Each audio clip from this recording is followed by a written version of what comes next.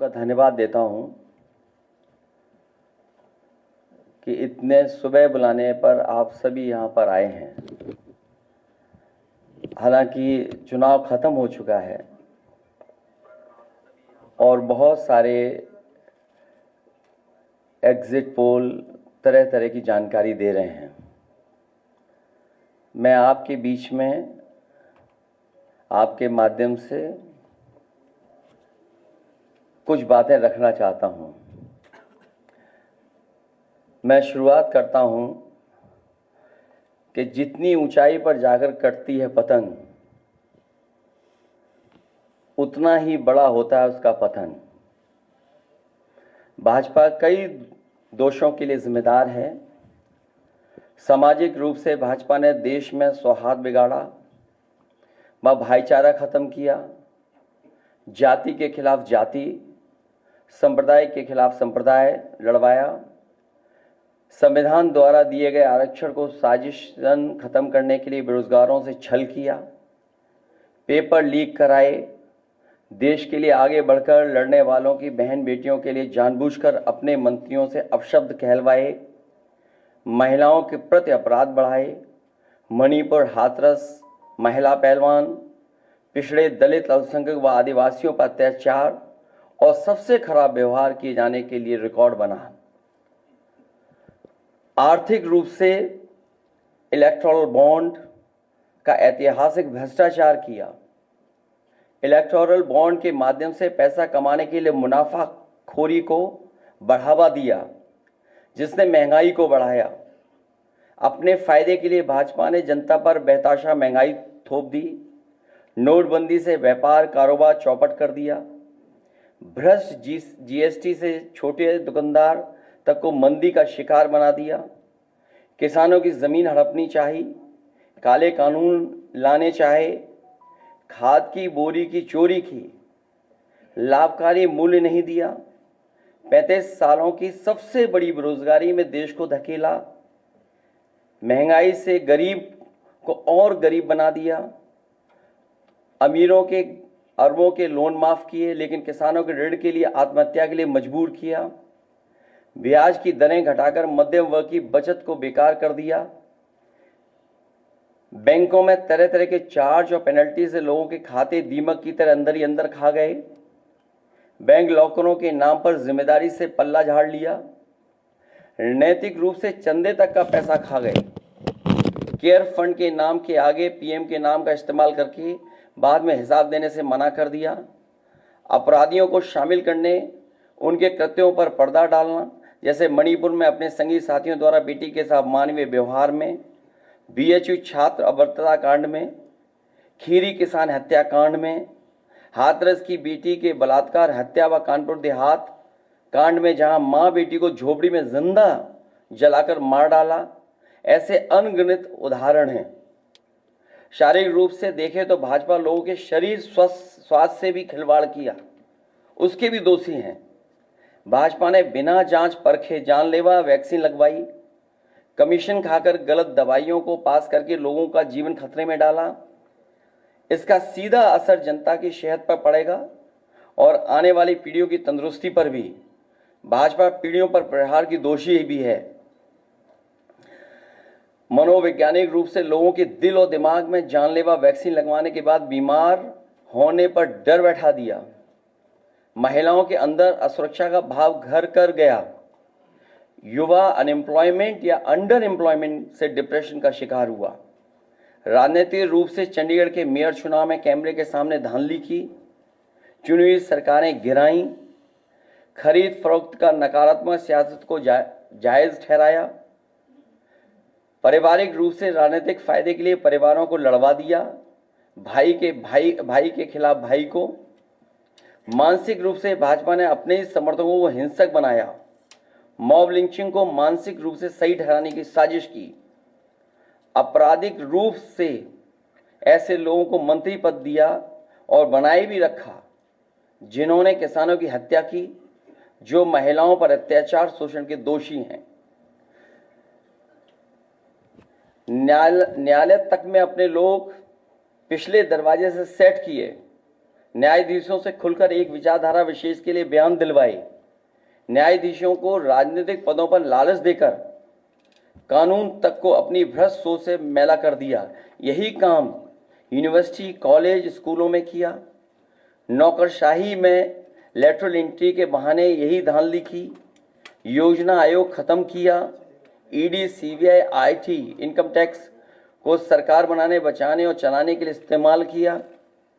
झूठे आंकड़ों से देश और दुनिया को छला, जिससे अंतर्राष्ट्रीय स्तर पर भारत को विकासशील देशों की श्रेणी से बाहर करने की बात से देश की शर्मिंदगी झेलनी पड़ी। विदेशों में बैठे भारतीयों को अपमान झेलना पड़ा। दुनिया में डंका बजाने की बात करने वालों का ही ढोल पिट गया। विकास व रोजगार के झूठे आंकड़े देकर ठगा। संवैधानिक रूप से संविधान को पहले कमजोर करने पर बदलकर धीरे धीरे खत्म करने की साजिश ही नहीं, अपने लोगों से शरेआम कहलवाया भी। लोकतांत्रिक रूप से जनतंत्र को मनतंत्र में बदलने का दुस्साहस किया। व्यक्ति को व्यवस्था से बड़ा बनाने और बताने का दुष्प्रचार कर लोकतंत्र की भावना का अपमान किया। चुनाव के नतीजों को कुछ भ्रष्ट मीडिया कर्मी और अधिकारियों की मिलीभगत से बदला भी और आगे भी इस चुनावी घपले को जारी रखने का षड्यंत्र रचा। भाजपा ने इन्हीं सब कारणों से देशवासियों की जिंदगी को खतरे में डाल दिया है।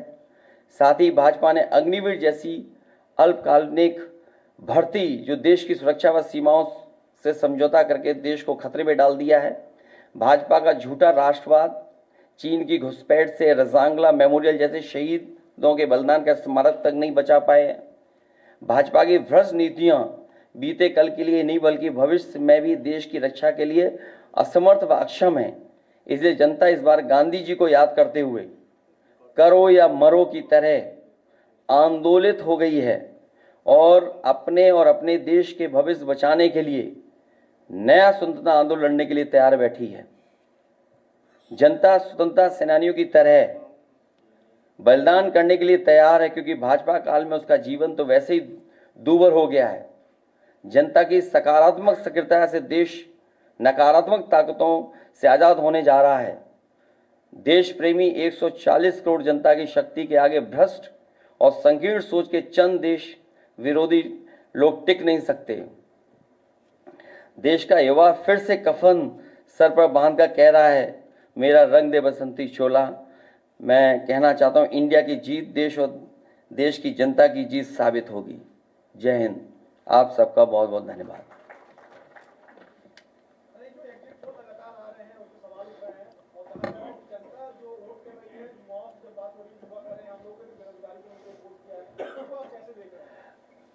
हम और आप पूरे जनता के बीच में थे पूरे चुनाव भर, और इतनी तपती हुई गर्मी में, भीषण गर्मी में लोगों ने इस लोकतंत्र को, संविधान को मजबूत बनाने के लिए मतदान किया। कहीं भी किसी जगह पर ऐसा नहीं दिखा कि भारतीय जनता पार्टी के समर्थन में लोग आए हों। उनके टेंट खाली थे, मैदान खाली थे, और इसमें से कई साथी ऐसे जो एग्जिट पोल में शामिल हैं, वो और उनकी संस्थाएं भारतीय जनता पार्टी के लिए बूथ मैनेजमेंट का भी काम करती हैं। समय समय पर बूथ की जानकारी भी देती हैं। जो सवाल हमसे आप पूछ रहे हैं, वो सवाल मेरे मीडिया कर्मियों से ये भी है कि उन लोगों से भी पूछें कि जो एग्जिट पोल वाली संस्थाएं और एजेंसियां हैं, क्या वो भारतीय जनता पार्टी के लिए पिछले कई वर्षों से कैसे करेंगे आपके ये लोग अलग रहे। अगर जरूरत पड़ी इन लोगों की आपको, तो आपको अच्छे संबंध से कहीं ऐसा तो नहीं, अगर वो आप उनसे कहें कि आप हमारे साथ जुड़िए, कुछ सीटें कम पड़ती हैं तो प्राइम मिनिस्टरशिप के लिए आपको चेहरा बनाने की बात करें। अच्छा ये बताओ, यहाँ बैठ करके मना कौन करेगा, ये बताओ। ये होने दो, अब जो होगा वो अच्छा ही होगा। प्राइम मिनिस्टर बने और आप वहाँ पे इंटरव्यू लें, आपका प्राइम मिनिस्टर हाउस सबसे पहले आपको इन्वाइट किया जाएगा।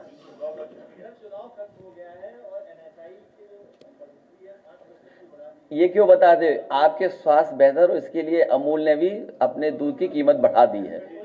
आपका स्वास्थ्य बेहतर हो इसलिए अमूल के लोगों ने भी कुछ 2 रुपए बढ़ा दिए हैं।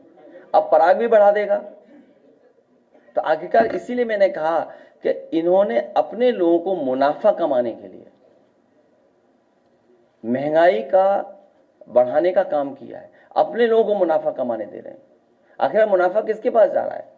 मुनाफा और महंगाई का हमने हमेशा उदाहरण दिया, याद होगा आपको, पार्ले जी बिस्किट पैकेट का, कि उन्होंने अपना मुनाफा कम नहीं होने दिया, चाहे उन्हें पैकेट का बिस्किट हटाना पड़ जाए।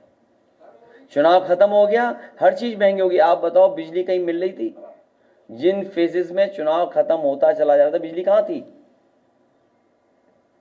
और यह भी हो सकता है कि धीरे धीरे काउंटिंग करें और रात में बिजली गुल करें। नहीं, चुनाव के लिए बोल रहा हूं मैं कि काउंटिंग को धीमे धीमे करें और रात में बिजली गुल करें। ये मैंने पढ़ लिया, एक कॉपी नहीं, बांट दो जल्दी कॉपी, पढ़ लें। ये भी लेट आए हैं, गमछे तो समाजवादी लग रहे हो। नहीं, एक ही बात है, अड़गनानंद जी को जानते होगे आप भी, एक ही बात है। स्वामी अड़गनानंद जी की अगर है गमछा तो हमारी उनकी एक ही बात है। आपका एग्जिट पोल क्या कहता है कि उत्तर प्रदेश में इंडिया गठबंधन को कितनी सीटें मिल रही है? हमारा एग्जिट पोल ये कहता है कि सबसे ज्यादा सीटें इंडिया गठबंधन उत्तर प्रदेश में जीतेगा। मैंने अपना इंटरनल भी सर्वे कराया है और वो भी बहुत बढ़ चढ़ कर बता रहा है।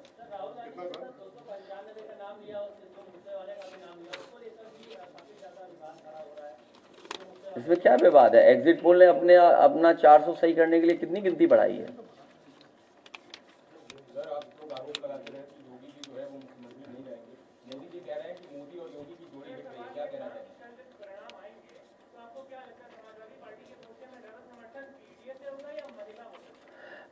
दोनों से, क्योंकि पीडीए में भी आधी आबादी है।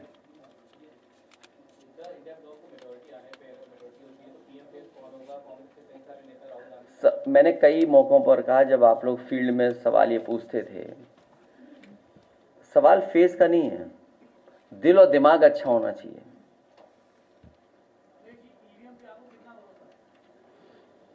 कौन पूछ रहा है भाई? अपना पर्चे दे दो, कहां छिप करके पूछ रहे हो? ये चुनाव बाद बात करेंगे हम लोग, अभी कोई चर्चा नहीं। मेरा पुराना जो मैंने जवाब दिया वो निकाल करके देख लीजिएगा, आपको जवाब मिल जाएगा उसमें।